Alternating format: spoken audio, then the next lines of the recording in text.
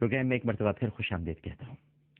ناظرین کرام، وقفے میں جانے سے قبل میں نے آپ کو بتایا تھا کہ وہ جو سارنگی بجانے والے تھے، جو چنگ بجاتے تھے، جب وہ قبر میں جا کر لیٹے، ایک ٹوٹی ہوئی قبر میں، مدینہ پاک کے قبرستان میں، جب لوگوں نے ان کو چھوڑ دیا تو وہ اپنا بھجن خدا کو سنانے لگے کہ لوگوں نے تو مجھے چھوڑ دیا ہے، چلو خدا کو سناتا ہوں۔ بروایت حضرت مولانا جلال الدین رومی، مثنوی مولانا مانوی میں انہوں نے یہ تحریر کیا ہے۔ وہ فرماتے ہیں کہ حضرت عمر رضی اللہ تعالی عنہ، فاروق اعظم، ان کو خواب میں دکھایا گیا کہ اے عمر، ایک بندہ مدینہ پاک کے فلاں قبرستان میں لیٹا ہوا ہے، گنہگار زندگی ہے، سارنگی لیے ہوئے ہے اور مجھے رو رو کر یاد کر رہا ہے، اس کو جا کر میری طرف سے پوچھیے اور بیت المال سے ماہانہ اس کا وظیفہ مقرر کر دیجیے اور اسے کہہ دیجیے کہ اللہ سبحانہ و تعالی نے تمہاری خراب آواز کو قبول کر لیا ہے اور آئندہ سے تم کو بھیک مانگنے کی اور گانے بجانے کی ضرورت نہیں ہے۔ مولانا رومی فرماتے ہیں کہ سیدنا فاروق اعظم رضی اللہ تعالی عنہ، انہوں نے ہر قبر کو جھانکا اس قبرستان میں پہنچ کر، اور جس قبر میں یہ لیٹے ہوئے تھے جب اس میں جھانکا تو یہ کانپنے لگے۔ فاروق اعظم کو دیکھا نا، کیونکہ یہ سارنگی بجانے والے ہیں، یہ باجا بجانے والے لوگ ہیں، اور جب فاروق اعظم کو دیکھا تو یہ کانپ اٹھے کہ خلیفہ ثانی، مراد رسول، نبی کریم صلی اللہ علیہ وآلہ وسلم کے عاشق، یہ اس قبر میں دیکھنے مجھے آ گئے۔ تو یہ کانپنے لگے، کیونکہ ظاہر ناظرین کرام، فاروق اعظم رضی اللہ تعالی عنہ کا روب بہت زیادہ روب ہے۔ خود نبی کریم صلی اللہ علیہ وآلہ وسلم کا ارشاد پاک ہے کہ اے عمر، جس راستے سے تو جاتا ہے وہاں سے شیطان بھاگ جاتا ہے۔ تو جب انہوں نے دیکھا کہ فاروق اعظم قبر میں جھانک رہے ہیں تو ان کے روب اور ان کے دبدبے سے یہ کانپنے لگے، تھرانے لگے، جھرجھری سے ان میں دوڑ گئی، گھبرا گئی۔ لیکن اور یہ بھی آپ کو بتا دوں، مجھے یہ واقعہ ایک بزرگ نے بتایا تھا، ظاہر ہے کہ بزرگوں کی صحبت میں رہتا ہوں، کہ سیدنا فاروق اعظم رضی اللہ تعالی عنہ کے روب کا یہ عالم تھا ناظرین کرام کہ حضرت عمر رضی اللہ تعالی عنہ ایک دفعہ کہیں جا رہے تھے اور پیچھے صحابہ چل رہے تھے کہ اچانک آپ نے پیچھے مڑ کر دیکھا تو سارے صحابی گھٹنوں کے بل گر پڑے۔ ایسی ہیبت تھی یعنی فاروق اعظم کی کہ اگر وہ پلٹ کر دیکھ لیں یا انہیں معلوم ہو کہ کوئی سنت رسول کے مطابق کام نہیں کر رہا ہے یا نبی کریم صلی اللہ علیہ وآلہ وسلم کے فرمان کے مطابق عمل نہیں کر رہا ہے، تو ان کی ہیبت، اللہ نے ایسا جلال ان کو عطا فرمایا تھا کہ لوگ گھٹنوں کے بل گر پڑتے تھے۔ سیدنا فاروق اعظم رضی اللہ تعالی عنہ کی ذات بابرکات ایسی ہے۔ بہرحال جب اس سارنگی بجانے والے نے فاروق اعظم رضی اللہ تعالی عنہ کو دیکھا تو کانپنے لگا۔ حضرت عمر نے مسکرا کے کہا کہ ڈرو مت، گھبراؤ مت، میں تمہارے لیے اللہ تعالیٰ کا پیغام لایا ہوں، اس کا سلام لایا ہوں۔ تمہیں خدا تعالیٰ نے سلام کہا ہے اور یہ فرمایا ہے کہ میں تمہارے لیے وظیفہ مقرر کر دوں، ہر مہینے تم کو سرکاری خزانے سے وظیفہ ملتا رہے گا، اب تم کوئی اور فکر مت کرنا۔ یہ حضرت عمر نے فرمایا، کتنے پیار سے فرمایا۔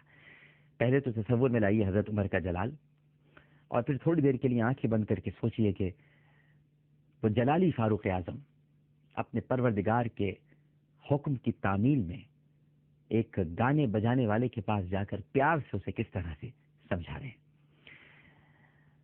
جناب اس تیرے چنگی نے، یعنی جو سارنگی بجاتے تھے، انہوں نے فوراً پتھر اٹھایا اور سب سے پہلے سارنگی توڑی اور سیدنا فاروق اعظم رضی اللہ تعالی عنہ کے ہاتھ پر اسلام قبول کیا اور کہا کہ اے عمر، گواہ رہنا کہ آج کی تاریخ سے میں کوئی نافرمانی نہیں کروں گا۔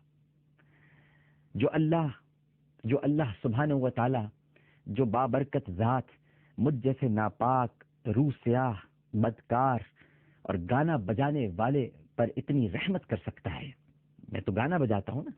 جب مجھ پر اتنی رحمت کر رہا ہے تو آپ جیسے خلیفۃ المسلمین، آپ جیسی مقدس شخصیت جس کے اسلام لانے پر فرشتوں نے خوشیاں منائی تھیں، جب ان کو مجھ جیسے نالائق کے پاس بھیج رہا ہے. میں تو نالائق ہوں، میں تو اب تک بھٹکا ہوا تھا، بہکا ہوا تھا، راہ سے دور نکلا ہوا تھا. جب آپ کو وہ میرے پاس بھیج رہا ہے، اتنا کریم ہے، اتنا رحیم ہے، اور سلام کہلوا رہا ہے، اور بیت المال سے میرے لیے وظیفہ بھی مقرر کروا رہا ہے، تو پھر بتائیے فاروق اعظم، میں اس اللہ کو کیسے ناراض کروں؟ اسے پسند نہیں تو بس اب مجھے بھی پسند نہیں. جب خدا کو پسند نہیں تو مجھے پسند نہیں. میری تو پسند ہی وہی ہے جو خدا کی پسند ہے.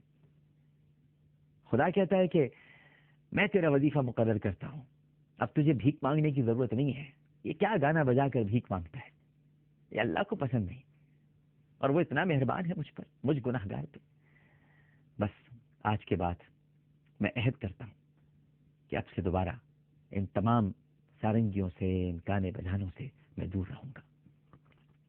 اس واقعے کے بعد ناظرین کرام، مولانا جلال الدین رومی نے چند اشعار پڑھے جن کا ترجمہ کچھ یہ ہے کہ فرمایا، اے خدا یہ سارنگی بجانے والا کب تیرا خاص بندہ بن گیا.